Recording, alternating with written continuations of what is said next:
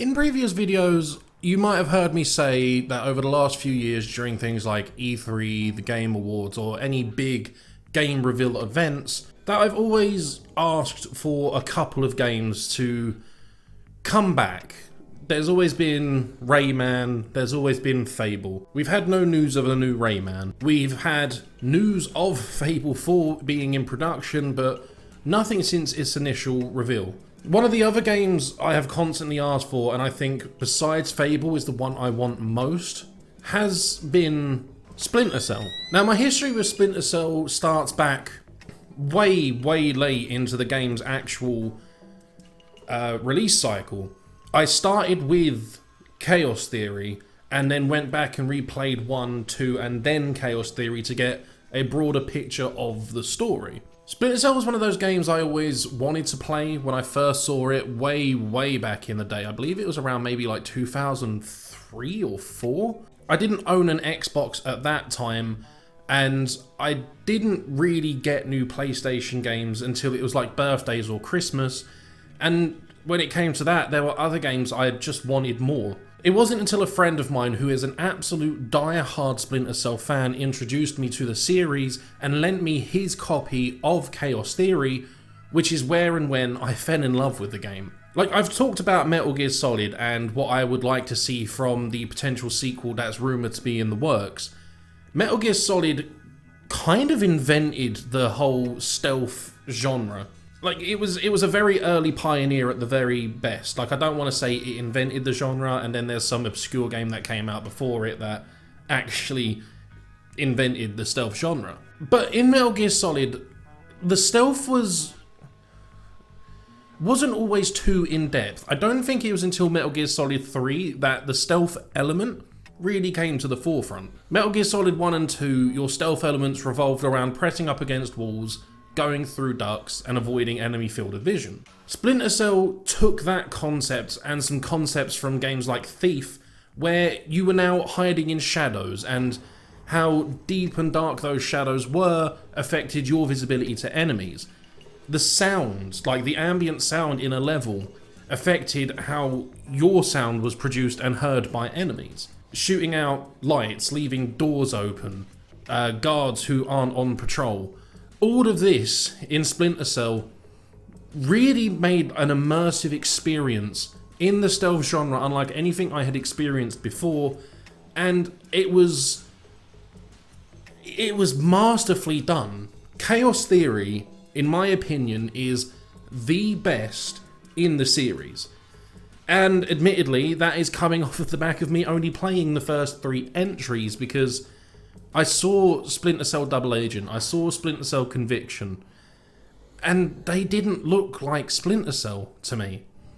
They looked like a spin-off game, like something in the Splinter Cell world that just has the name attached. Kind of like how everything Rainbow Six, Splinter Cell, Advanced Warrior, all of that just has Tom Clancy put in front of it. And I was gonna get Blacklist. Like, when that game was announced, I actually had some money put aside for it. But some things came up which meant that money was spent elsewhere, and my friend, who is a die-hard fan of the series, the same one who lent me Chaos Theory, told me to avoid the game like a plague. He said that the game itself, if it was anything other than Splinter Cell, would have been a fairly decent game, but Splinter Cell it was not. So the last few major entries in the series I have avoided purely out of the reasoning that it just wasn't Splinter Cell.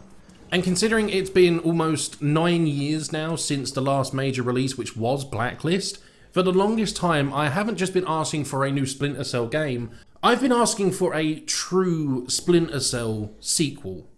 Something that actually fits in line with what Splinter Cell, Pandora, and Chaos Theory laid the foundation of. And it didn't seem like we were going to get that, or at the very least it was going to come as a last-ditch effort if Ubisoft was ever so far in the mud that they needed to pull a trump card out to pull themselves out. Something else like Rayman. And then, not but a week ago, at the time of recording this, I came across a few articles that had said that finally Ubisoft had greenlit a Splinter Cell sequel. Or maybe not a sequel, but they have greenlit a new entry into the franchise. And I got so excited for this. This was basically like years of basically begging for a game to come out to finally happen. It's kind of bittersweet at the same time, because while this game is rumoured to be in development, and an article I read yesterday had said that there was actually already a playable prototype or something. Other articles, well, 3 I can remember off the top of my head that I've read, have said that the only reason Ubisoft has done this is not to appease fans, not to revitalise what is essentially a dead or dying series. It's to save face. Ubisoft has been going through some Activision-style allegations of sexual misconduct and abuse in the workplace. And a lot of people are pointing at the release of Splinter Cell to divert attention away from that, and for them to be like, oh no, that's not what we did. Look, we've been doing this. It's like a safety net for their reputation. And if that's true, that's fucked. And I'm hoping that's not the case. It also begs the question of what the next Splinter Cell is going to be. Like I mentioned just a second ago, apparently there was already a playable prototype in the work. And the reason I put this video off was because I've actually recorded a thoughts and theory video that I usually do on Splinter Cell. And then I read another article that basically had confirmed, air quotes, confirmed the biggest idea I had in this video. So I thought, shut that shit down and we'll just go again. So this playable prototype apparently played basically like Hitman, where you are put in a level which is a highly detailed, super condensed sandbox, where there are several different avenues of approach for your objective. I don't know how deep this went, I don't know how like Hitman it was. The reason I had this in my previous video is because it makes the most sense. Games like Thief, Deus Ex, and some others that I can't think of right now had an emphasis on being able to take different approaches, different entrances and exits, different strategies, different tactics. And Splinter Cell 1 through 3 had the same kind of thing, but due to like technical limitations of running on like the original Xbox, things on this scale couldn't have been achieved at the time, let alone thought about. A good example that comes to mind for me in Splinter Cell is in Chaos Theory when you're doing the bank heist. I can't remember where it was set. I think it was, I want to say like Colombia or something like that. It was a South American country where you could take the sneaky route and go up through the ceiling and descend through laser grids, kind of like a Mission Impossible style thing.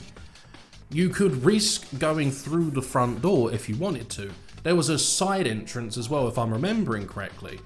But through that, you had 3 potential avenues of approach, each offering different ways of playing and tackling entering the bank. Even when you was inside the bank as well, you could follow guards through laser grids to deactivate them. You could skulk around in the shadows and try and find different acrobatic ways around things. And putting it in a Hitman kind of playbox, sandbox, would just basically multiply that. It would just take like a concentrated drop of this and just blow it out into just spectacular proportion. You could go through the roof, you could go through underground service tunnels, you can go through the back. You might not even be limited to the fact that, you know, you can only take main entrances. There might be windows that you can find that are unlocked. You might be able to find air ducts hidden in bushes. You could take a super aggressive approach and blow doors off hinges, and much like Splinter Cell 3, instead of picking locks, if you're in a rush and you don't care about the noise you're making, you can break the lock, you can shoot the lock out. If it's a fortified door, you might carry some small explosives on you. Your mission objectives could range from anything from document retrieval, recon, assassination, and each of those would offer their own different avenues of approach. I think that me saying this out loud again and again, that's kind of the key focus they should focus on, is that one sentence: different avenues of approach. Not to just the level, but to the objectives, to the enemies, to your play style, to the items and gadgets you have on hand. We also have to wonder, is this going to be a sequel to the original trilogy? Is this going to be a carry-on from Chaos Theory? It's actually thinking about it, because again, I haven't played them. I am fairly sure Conviction and Double Agent are actual sequels to Chaos Theory. But I don't know how the fan base treats them canonically. Maybe we could retcon those completely and put a new one in. Maybe we could go between the sequels. Maybe we could have a game placed between 1 and 2, or 2 and 3. A prequel game, or a game that takes place directly after 3. I don't think the fan base wants a Double Agent 2. They don't want a Conviction 2. They don't want a Blacklist 2. Or at the very least, they don't want a Blacklist 2 that has the Splinter Cell name on it. They just want a game called Blacklist 2, and then they just change the name of all the characters. Again, I know I'm giving opinions off on games I haven't played yet, but I'm going off the word of a friend of mine who grew up with Splinter Cell, whose favourite game is Splinter Cell Pandora Tomorrow, because he believes that's the superior game, and I respect his opinion even if it's wrong, because Chaos Theory is by far and large superior, but I still respect his opinion enough to know that I should have avoided Double Agent and Conviction. And the only ways I'm going to play them is out of some morbid curiosity, but that's not overwhelming me enough to the point where I feel like I have no choice but to check them out. If Ubisoft is taking this approach, they should take it seriously and step back and reevaluate the last few entries into the franchise. Look at what made the first 3 work, look at what made the next 3 in the series work, and then, you know, take the best parts of those and merge them together. And I think the most obvious thing we need to bring back, something that needs to change from Blacklist, is, if possible, bring back Michael Ironside. I mean, we talked about iconic voices before, like having David Hayter come back in the next Metal Gear Solid games as Solid Snake. And it's the same for Michael Ironside and Sam Fisher.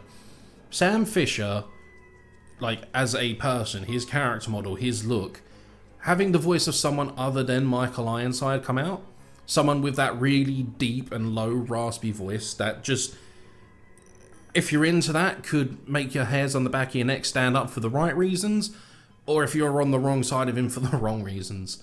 Talk, but talk quietly. I'll tell you anything. I'm the biggest coward you've ever met. That's quite a claim. I've already wet myself. Well, then you've made the top 10. But I think that's also one of the most key things we need to bring back.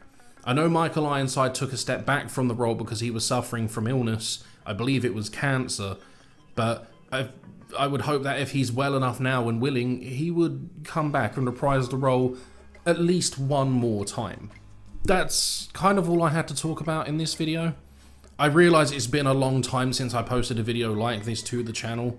I did put a bit of a focus on Fabletop, which is currently over on our other channel, Fabletop Podcast. There'll be a link in the description below. But yeah, it's been a long time coming. It's been about 3 months since I uploaded, and admittedly that was through just not knowing what to talk about, but this lit a fire in me that I wanted to talk about. So I think as long as Ubisoft is doing this for the right reasons and just not trying to save face and reputation, we have the potential for an amazing game coming out, and that excites me. But let me know what you think. Let me know if you think this should be a prequel game, if it should be in the original trilogy, if it should carry on from Blacklist or not. But until then, I'll see you in the next video.